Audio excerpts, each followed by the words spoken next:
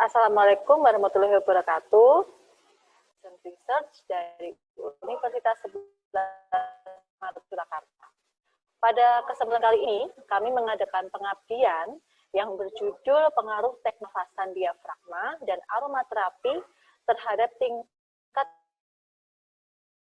kecemasan pada ibu hamil. Halo Ibu hamil semuanya, kami mengharapkan kesediaan Ibu untuk berpartisipasi dalam penelitian ini. Kami menjamin data yang Ibu isi ini sangat kami jaga kerahasiaannya dan tentunya kami harap Ibu dapat secara sukarela menjadi responden dalam penelitian.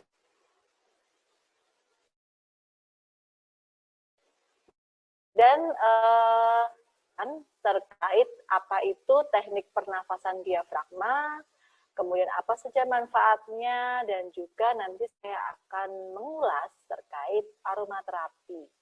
Nah, sebelumnya perkenalkan, saya dari Camer, mewakili dari riset grup di UNS. Di sini saya akan pertama yaitu tentang teknik pernafasan diafragma. Teknik pernafasan diafragma yang istilahnya biasa mungkin ibu-ibu atau kalau yang sudah sering yoga ya, kita kenal dengan pernafasan pranayama. Nah, pernafasan ini berbeda dengannya ya.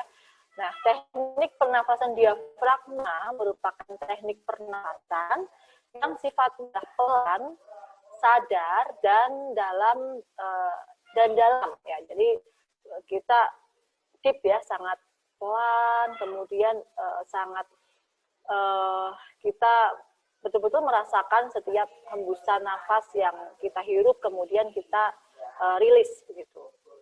Nah, kemudian di sini juga adanya tanda menghela nafas yang sangat dalam. Kemudian dalam teknik pernafasan diafragma ini menggunakan 3 langkah, yaitu tahap memposisikan tubuh secara nyaman. Jadi kita bisa memposisikan tubuh dengan cara duduk, ya, kita posisinya adalah tegak. Jadi duduknya berdiri tegak, jangan ada sesuatu yang terlipat ataupun membungkuk seperti ini karena itu akan posisinya tidak rileks begitu. Nah, jadi posisinya serileks mungkin, duduk yang rileks dan tegak. Kemudian kalau misalnya ibu ingin berbaring, ya misalnya berbaring miring ke kiri, silahkan. Jadi ada 2 cara, tidak hanya dengan duduk tapi juga dengan berbaring. Dan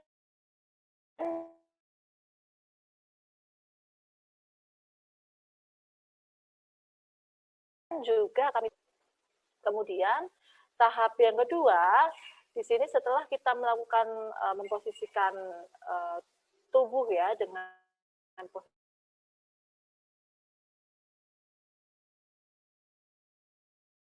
posisi duduk ataupun berbaring, melakukan memusatkan pikiran atau centering. Ya, memusatkan pikiran, centering itu seperti halnya kita melihat hidung atau ujung hidung kita gitu ya. Jadi betul-betul kita pusatkan pikiran, kita fokuskan, kita konsentrasi isi yang sedang terburu-buru ya, atau sedang memikirkan sesuatu gitu. Jadi betul-betul kondisinya adalah fokus untuk teknik pernafasan ini. Nah, selanjutnya adalah tahap visualisasi. Ya, visualisasi itu jadi kita membayangkan mungkin ibu ya, bunda-bunda di sini punya tempat favorit atau tempat yang menyenangkan, kemudian kita bayangkan kita berada di tempat tersebut, kita visualisasikan dalam pikiran kita, kemudian kita bayangkan bahwa kita sedang berada di sana, ya, walaupun saat ini kita sedang berada bukan di tempat tersebut ya, tapi kita seolah-olah membayangkan kita sedang berada di sana, seperti itu. Nah, selanjutnya teknik pernafasan diafragma itu kita lakukan dengan masuk ke dalam paru melalui saluran hidung, ya, dengan dalam, ya, kemudian setelah itu ya bisa dengan hidung, bisa dengan mulut, ya, tapi idealnya dengan hidung ya. Di dilakukan dalam 4 kali hitungan atau 4 detik. Jadi 1, 2, 3, 4. Nah, selanjutnya, jangan langsung dihembuskan, tapi kita jeda, ya. Kita jeda sebentar, kira-kira 1, 2, 3, ya. Sambil kita fokuskan pikiran, kemudian kita keluarkan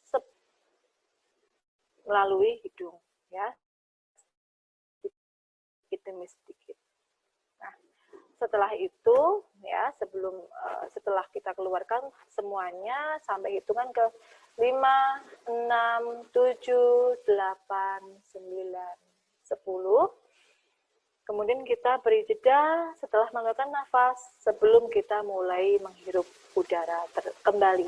Ya, jadi kita yang pertama adalah tadi kita hirup udara sebanyak mungkin melalui hidung, kemudian kita tahan 4 kali hitungan, 1, 2, 3, 4. Kemudian kita lakukan rilis pernafasan secara perlahan. Hitungan ke-5, 6, 7, 8, 9, 10, sampai rilis. Kemudian kita jeda waktunya, kemudian kita lakukan itu kembali, berulang. Ya, jadi teknik ini itu bisa dilakukan berulang-ulang selama 15 menit. Ya, jadi kapan yang paling ideal? Ya, bisa mungkin ya, sesering mungkin gitu. Tapi kalau misalnya ibu ingin yang lebih fokus, ya gunakan waktu-waktu di mana memang tidak ada kondisi yang mengganggu ya. Jadi betul-betul fokus dan tenang gitu. Tenang, fokus dan rileks tentunya. Nah, teknik pernafasan diafragma ini dilakukan sebanyak 2 kali sehari selama 7 hari ataupun bisa sesering mungkin ya. Oke, Ibu. Jadi itu adalah cara melakukan teknik pernafasan diafragma. Nah, yang kedua, sebetulnya saya mau bercerita keuntungannya apa sih atau manfaat dari teknik pernafasan ini tuh sebetulnya apa saja gitu. Banyak sekali manfaat yang bisa didapat dari pernafasan diafragma ini. Jadi pernafasan ini kan menggunakan irama yang teratur ya. Jadi kita tidak sembarang untuk mengambil nafas dan mengeluarkan nafas. Tapi ada polanya. Nah, pola ini akan menenangkan gelombang otak sehingga merelaksasikan seluruh otot dan jaringan tubuh. Jadi ibu-ibu akan terasa rileks karena ada tadi ya setelah kita menghirup udara dengan banyak ya, kemudian ada menahan. Nah, saat menahan itu adalah saat kondisi sebetulnya kita pada kondisi yang sangat rileks sambil kita memejamkan mata dan kemudian kita rilis perlahan atau kita keluarkan perlahan. Nah, ini juga akan gelombang otak ini ya pada saat terjadi relaksasi akan mengalami penurunan dan bertahan dari beta ke alfa. Jadi dari kondisi yang bawah sadar, alam bawah sadar ke kondisi yang kemudian sadar. Teknik pernafasan yang dilakukan dalam posisi berbaring pun itu juga bisa dilakukan dengan cara yang sama dan mata yang terpejam. Kenapa mata terpejam? Karena kondisi ini biasanya akan membuat ibu atau bunda merasa rileks ya, lebih rileks, lebih fokus, lebih tenang, sehingga membuat ibu nantinya sugesti atau visualisasi itu bisa masuk ke dalam kondisi yang sangat rileks, dalam keadaan tertidur karena konsentrasi yang tadi pada pernafasannya, sadar gitu. Jadi setengah sadar, jadi bukan kondisi yang di alam theta ya, jadi di alam yang memang kondisi yang tidak sadar atau tertidur seperti itu. Nah, itu tadi beberapa cara ya, poin tips-tips yang dapat ibu hamil bunda-bunda lakukan di rumah untuk mengurangi kecemasan ya dengan teknik pernafasan diafragma. Dan juga tadi sudah banyak sekali manfaatnya tentunya, dan ini saya harapkan nanti ibu-ibu bisa mencoba dan juga menerapkan ini setiap hari, setiap saat, setiap waktu ya, dimanapun dan kapanpun. Oke, itu tadi untuk pernafasan diafragma. Nah, untuk yang kedua kita akan belajar atau saya akan memberikan satu kajian ataupun satu bahasan terkait aromaterapi. Ya. Jadi mungkin ibu-ibu muda-muda hamil di sini sudah banyak ya yang mendengar ataupun melihat ataupun juga sering menggunakan gitu ya aromaterapi ini ya yang bisa untuk merilekskan tubuh, kemudian pikiran, ketenangan dan lain-lainnya. Jadi aromaterapi itu apa sih gitu? Aromaterapi itu adalah terapi atau pengobatan dengan menggunakan bau, ya, bau-bauan gitu. Jadi banyak sekali aroma yang digunakan, tapi juga banyak sekarang dimodifikasi ya, ada yang buah juga, ada juga rempah, kemudian kombinasi keduanya, dan tentunya ini ada efek-efek sendiri atau manfaat-manfaat tersendiri begitu. Dan aroma ini biasanya berasal dari tumbuh-tumbuhan ya, tadi yang sudah saya sebutkan sebelumnya, dan berbau yang jadi aroma atau atsiri, ya, di minyak atsiri yang digunakan untuk mempertahankan dan meningkatkan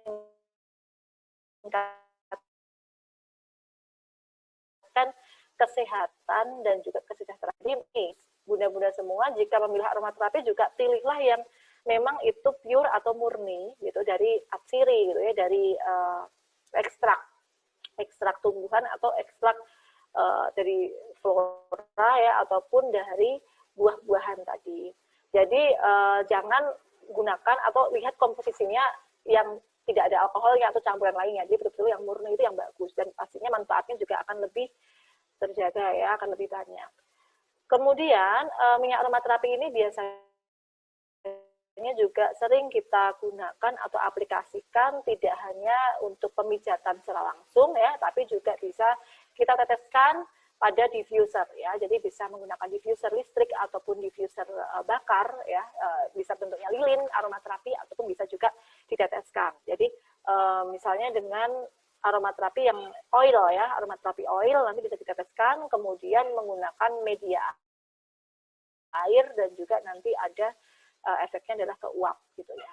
Itu untuk diffuser listrik. Kemudian untuk diffuser yang bakar ya ataupun lilin aromaterapi itu dengan cara dibakar ya, seperti kita lilin seperti itu. Cuman memang lilinnya ini terbuat dari ekstrak tadi atsiri tadi. Jadi ada efek atau manfaat yang berbeda tentunya.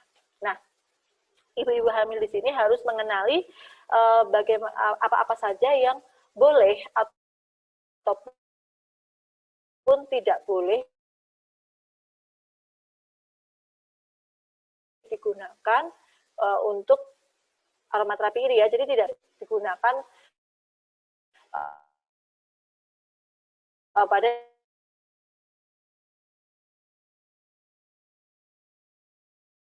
ibu hamil gitu. Nah, salah satunya adalah aroma. Jadi aroma ini nantinya bisa karena kerja aromaterapi ini kan nanti dihirup ya, dihirup kemudian itu akan membawa gitu. Jadi akan mempengaruhi dari efek hipotalamus, kemudian itu akan nantinya akan bekerja menerima efek ini ya, bau ini, kemudian bau ini itu bisa merangsang dari apa gitu. Jadi misalnya mawar itu ada efek ataupun zat yang bisa merangsang untuk kontraksi. Nah, sehingga memang disarankan ini untuk ibu hamil yang di kondisi yang memang sudah aterem atau untuk memunculkan kontraksi di saat persalinan, nah itu sangat baik. Atau misalnya ibu nifas. Jadi untuk meningkatkan ini ya, apa namanya, pengeluaran ASI gitu. Tapi kalau ibu hamil muda sangat tidak disarankan. Itu. Kemudian ada juga aromaterapi pala, ya itu juga tidak disarankan. Jadi ada beberapa macam aromaterapi yang kalau pala misalnya untuk ibu hamil tidak disarankan. Kenapa? Karena bisa menimbulkan efek halusinasi seperti itu.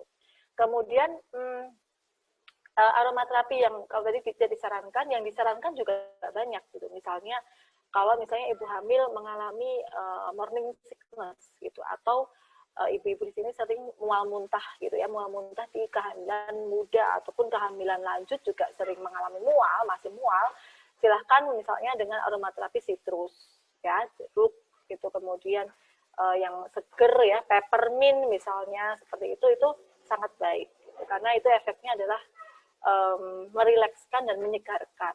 Gitu ya. Kemudian aromaterapi lavender itu juga bagus. Gitu. Selain untuk ketenangan, relaksasi juga untuk mencegah nyamuk ya.